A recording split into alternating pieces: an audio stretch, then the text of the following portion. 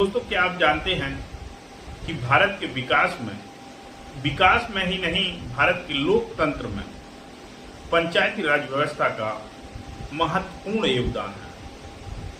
पंचायती राज व्यवस्था में जो भारत के लोकतंत्र में या भारत के संविधान में अपनाई गई है त्रिस्तरीय यानी 3 स्तरीय पंचायती राज व्यवस्था, तो उसमें ग्राम स्तर का बहुत ही महत्वपूर्ण योगदान है। दोस्तों, ग्राम स्तर पर प्रधान या सरपंच चुना जाता है, मध्य स्तर पर ब्लॉक लेवल से चुनाव कराया जाता है और जिला स्तर पर जिला परिषद चुनी जाती है।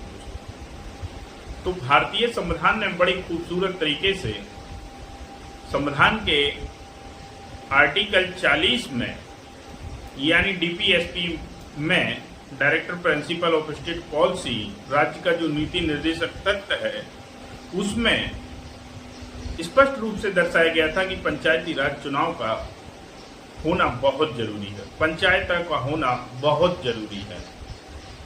उसी को मानते हुए भारत सरकार के द्वारा 1950 से तो पंचायती चुनाव प्रारंभ नहीं करा सकी, लेकिन 1957 ईस्वी में एक समिति का गठन किया गया। दोस्तों, उस समिति का नाम था बलवंत राय मेहता समिति। बलवंत राय मेहता समिति ने अपनी रिपोर्ट जब सरकार को दी तो उसमें स्पष्ट बताया गया कि पंचायती राज चुनाव 3 स्तर पर होगा। पहला ग्राम पंचायत, फिर ब्लॉक और फिर जिला परिषद लेवल पर। तो उसी पंचायत रिपोर्ट को माना गया दोस्तों, और 2 अक्टूबर 1959 ईस्वी में राजस्थान के नागौर जिले से पंचायती राज चुनाव की घोषणा की गई और वहीं से चुनाव प्रारंभ हुआ। उसके बाद दोस्तों राजस्थान में चुनाव प्रारंभ हुआ और राजस्थान राज्य से ही यह चुनाव निकलकर आंध्र प्रदेश राज्य में पहुंचा। और आंध्र प्रदेश राज्य में जब चुनाव हुआ तो अभी सरकार ने राज्य सरकारों पर मजबूती से पक्ष नहीं रखा था कि आपको चुनाव कराना ही होगा।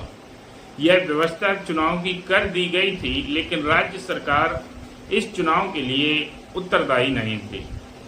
तो कई बार चुनाव हुए, चुनाव खत्म हो जाए, फिर चुनाव पर ध्यान ना दिया जाए, फिर चुनाव हुए, फिर किसी तरीके से समाप्त कर दिया जाए। ऐसी व्यवस्था पंचायतों में दोस्तों चलती रही। लेकिन 1992 ईस्वी में संविधान में एक अमेंडमेंट किया गया और वह अमेंडमेंट था